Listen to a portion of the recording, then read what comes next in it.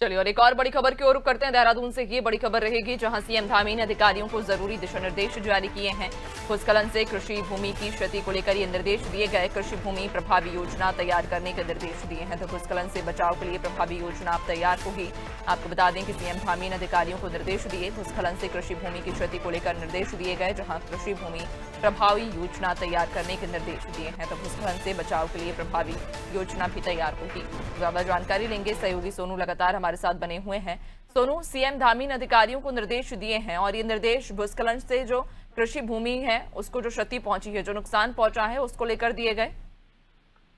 देखिए, लगातार सरकार के स्तर से, आपदा प्रबंधन विभाग के स्तर से और संबंधित जो विभाग के अधिकारी हैं जो इस क्षेत्र में कार्य कर सकते हैं, उन सभी के स्तर से नैन्सी ये प्रयास किए जा रहे हैं कि जो भूस्खलन का जो ये मामला है इसका कैसे परमानेंट समाधान किया जा सके। क्योंकि मानसून सीजन में अक्सर हम देखते हैं कि उत्तराखंड का कोई ना कोई जो क्षेत्र है वो आपदा से प्रभावित होता है और ऐसे में हर साल ही कहीं ना कहीं आपदा का दंश जो है वो उत्तराखंड का जनमानस भी और बाहरी क्षेत्रों से आने वाले भी वो भी इससे प्रभावित होते हैं। तो ऐसे में अब सरकार के मुखिया ने ही ये दिशा निर्देश दिए हैं कि जो खास तौर पर कृषि क्षेत्र के लिए जो भूस्खलन से कृषि की भूमि जो है उसको नुकसान होता है या उसको जो क्षति पहुंचती है, इसके लिए एक प्रभावी योजना तैयार की जाए।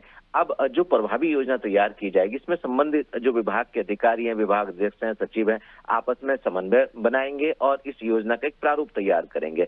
और इस प्रणाली को विकसित करने की जरूरत इसलिए महसूस की जा रही है कि भूस्खलन से जो भी कृषि भूमि को नुकसान पहुंचता है वो दोबारा से कृषि योग्य नहीं रह पाती है। चूंकि आपदा के लिहाज से उत्तराखंड संवेदनशील क्षेत्र माना जाता है और लगभग प्रत्येक साल ही कहीं ना कहीं कोई ना कोई क्षेत्र आपदा से प्रभावित होता है। और साल 2013 की जो केदारनाथ की आपदा थी उसका भी तमाम लोगों ने दंश झेला है। तो ऐसे में इस साल भी कई जनपद ऐसे हैं इस बार मानसून सीजन के दौरान जो आपदा से प्रभावित हुए हैं और इसी की गंभीरता को ध्यान में रखते हुए सरकार के मुखिया भी लगातार प्रयास कर रहे हैं। और अब एक नई जो पूर्वानुमान प्रणाली है इसको विकसित करने के लिए मुख्यमंत्री ने अधिकारी को दिशा निर्देश दिए हैं।